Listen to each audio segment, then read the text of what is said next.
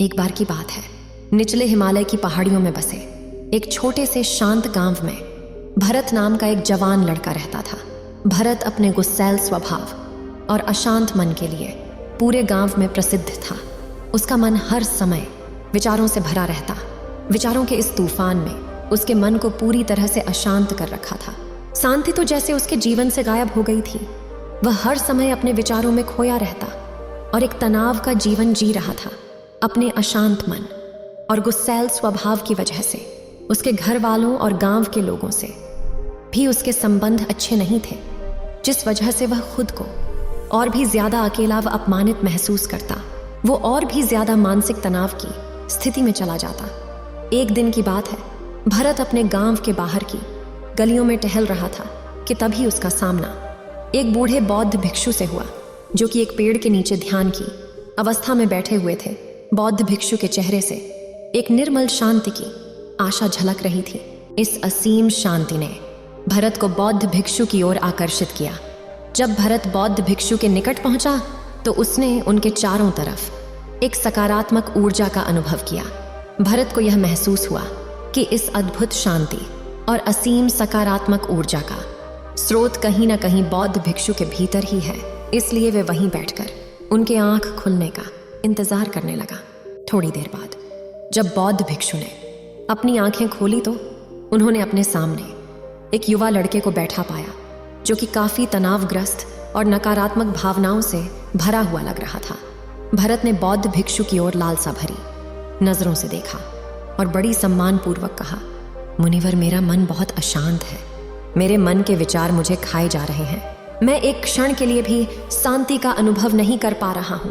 क्या आप मुझे सिखा सकते हैं कि मैं अपने इस अशांत मन को शांत कैसे कर सकता हूं?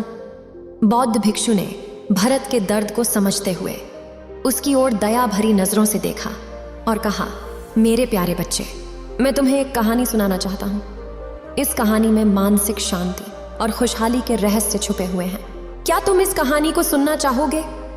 भरत ने हाँ में अपना सिर हिला दिया और पूरी एकाग्रता के साथ कहानी सुनने को तैयार हो गया। उसके अंदर की उत्सुकता अपने चरम पर थी। बौद्ध भिक्षु ने कहानी शुरू की। बहुत समय पहले की बात है। एक नगर में सत्ती नाम का एक आदमी रहता था। सत्ती बहुत ही महत्वाकांक्षी व्यक्ति था। उसे हर काम में लोगों से तारीफ चाहिए होती थी। अगर उसे किसी काम में असफलता या लोगों से बुराई सुनने को मिलती तो वह गहरी चिंता और तनाव में चला जाता। उसका मानना था कि सफलता और भौतिक संपत्ति उसे मनचाहा सुख देगी, लेकिन वह जितना ही सफलता और तारीफ के पीछे भागता, उतनी ही गहरी मानसिक तनाव में डूबता जा रहा था। लेकिन एक दिन अचानक ही शक्ति का सामना उस समय के एक बहुत प्रसिद्ध बौद्ध भिक्षु से हुआ, जिनका नाम था महाकौशल। महाकौशल अपने हजारों शिष्यों को ध्यान साधना की शिक्षा दिया करते थे और वो खुद भी एक बहुत बड़े ध्यानी और आत्मज्ञानी व्यक्ति थे। महाकौशल की अद्भुत एकाग्रता और स्थिर शांत चित्त से प्रभावित होकर सत्ती ने उनसे अपने भटकते मन को शांत करने का तरीका जानना चाहा।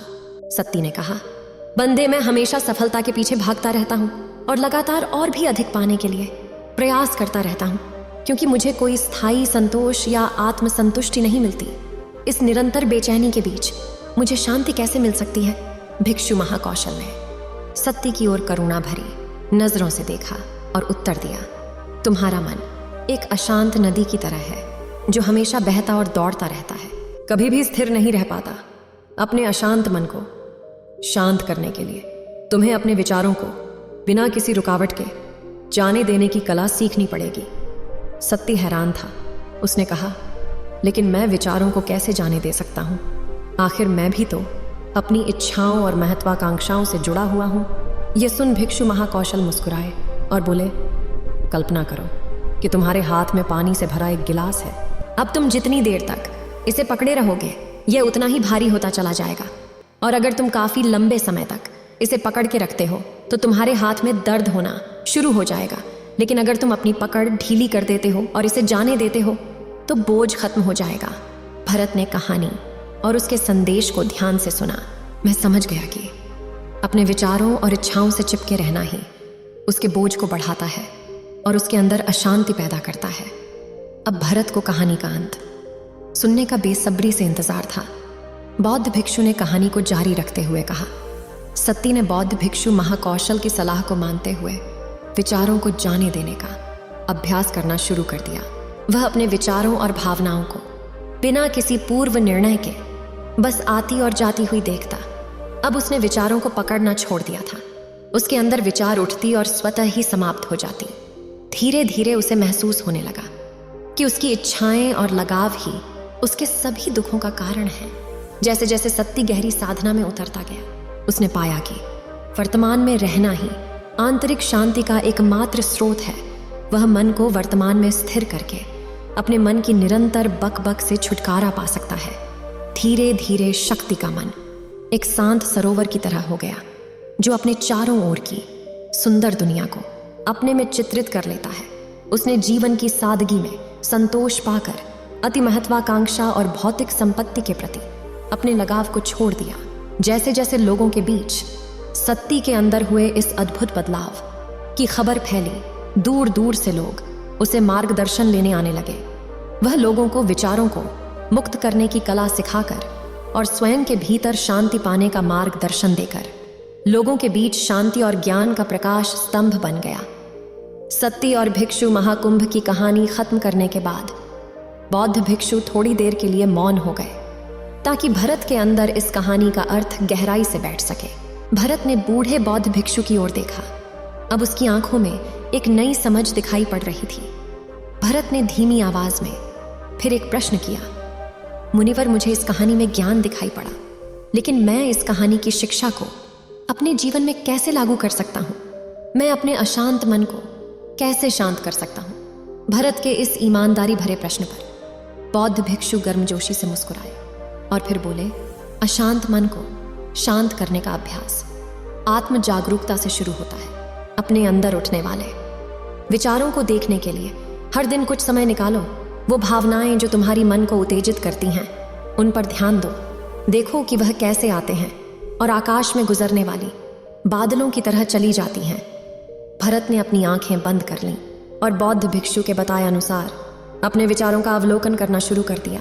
जैसे ही उसने अपने अंदर उठने वाले विचारों पर ध्यान देना शुरू किया, उसे महसूस हुआ कि उसके भीतर चिंताओं, निर्णयों और इच्छाओं की निरंतर धारा बह रही है। केवल इस एहसास ने ही उसे एक अद्भुत शांति का एहसास करवाया। उसे यह भी एहसास हुआ कि वह इन सभी विचारों और भावनाओं से अलग है। बौद्ध भिक्षु ने आगे कहा, जैसे शक्ति ने खुद को हर तरह के लगाव और आसक्ति से अलग कर दिया था, उसी तरह से तुम भी अपने मन को परेशान करने वाले विचारों और भावनाओं को खुद से मुक्त करने का अभ्यास विकसित कर सकते हो। जैसे ही विचारों उठे, उन्हें बिना किसी पूर्व निर्णय के स्वीकार करो और फिर धीरे धीरे उन्हें जाने दो और वर्तमान क्षण पर अपना ध्यान केंद्रित करो। लेकिन मुनिवर, भरत ने बीच में ही रोकते हुए कहा, क्या होगा अगर विचार और भावनाएं इतनी मजबूत हैं कि वो बनी रहे और मन को छोड़ने से इनकार कर दें? बौद्ध भिक्षु ने भरत की बात पर सहमति जताते हुए सिर हिलाया और कहा, ऐसे कई मौके आएंगे जब तुम्हारे मन में विचारों का बवंडर चल रहा होगा, जब तुम्हारा मन तुम्हारी बिल्कुल भी नहीं सुनेगा। तो ऐसे समय में तुम्हें अपनी सांसों की ताकत पर विश्वास रखना होगा। बौद्ध भिक्षु ने एक बार फिर भरत को अपनी आंखें बंद करके अपने पेट के खुले और पचकने को महसूस करते हुए अपनी सांसों पर ध्यान केंद्रित करने के लिए कहा। बौद्ध भिक्षु ने समझाते हुए कहा, जब भी तुम्हारा मन उत्तेजित और अशांत हो तो तुरंत अपनी सांसों पर लौट आओ। सांसों की नियमित गति तुरंत तुम्हें वर्तमान के क्षणों में वापस खींच लाएगी और एक शांति का एहसास करवाएगी। भरत ने कुछ देर तक बौद्ध भिक्षु के निर्देशानुसार अपनी आती जाती सांसों पर ध्यान केंद्रित करने का अभ्यास किया। इस छोटे से अभ्यास ने उसे अपनी मन की शांति और स्थिरता का एक क्षणिक अनुभव करवाया। उसे समझ आ गया कि सांसें तो हमेशा उसके साथ थी, जो वर्तमान क्षण की निरंतर याद दिलाती है, सांत्वना और शांति प्रदान करती है। भरत की इस प्रगति को देख बौद्ध भिक्षु मंद मंद मुस्कुराए और बोले, मेरे प्यारे भरत, अशांत मन को शांत करना एक ऐसा अभ्यास है जिसके लिए धैर्य और मजबूत इच्छा शक्ति की जरूरत होती है। जैसे निरंतर व्यायाम से मांसपेशियां मजबूत होती हैं, वैसे ही नियमित अभ्यास से मन भी शांत होता है। भरत ने स्वीकृति में अपना सिर हिलाया और इस अनमोल मार्गदर्शन के लिए बौद्ध भिक्षु का धन्यवाद करते हुए उन्हें यह वचन दिया कि मैं आज से ही अपने मन को शांत करने, आसक्तियों को छोड़ने और अपने भीतर शांति पाने की इस यात्रा पर निकल पड़ूंगा।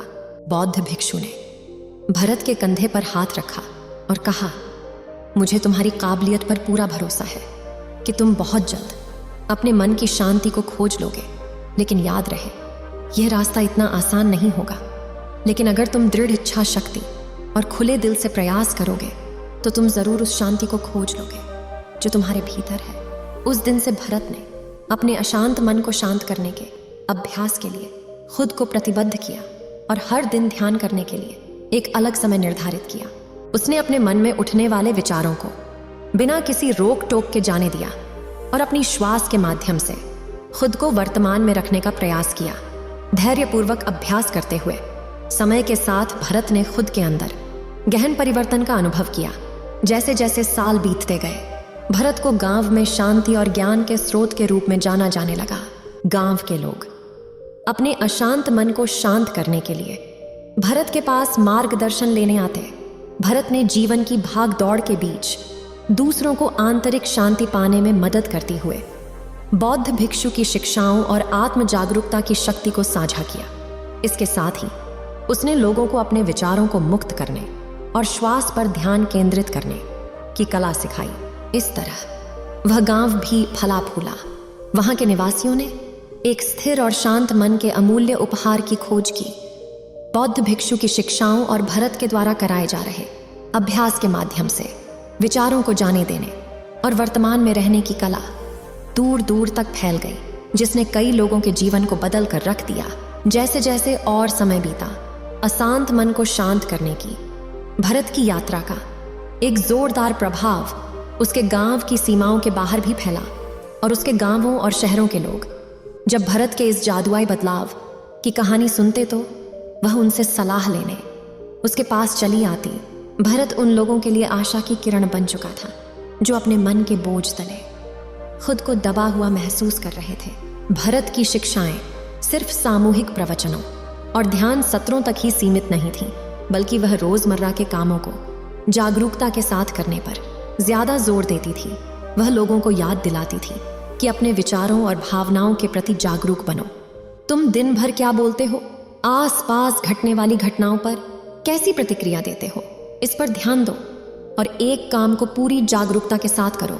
जब भोजन करो तो हर एक निवाले के स्वाद का आनंद लें। जब सूरज की रोशनी में खड़े हो तो उसकी किरणों की गर्मी को महसूस करो।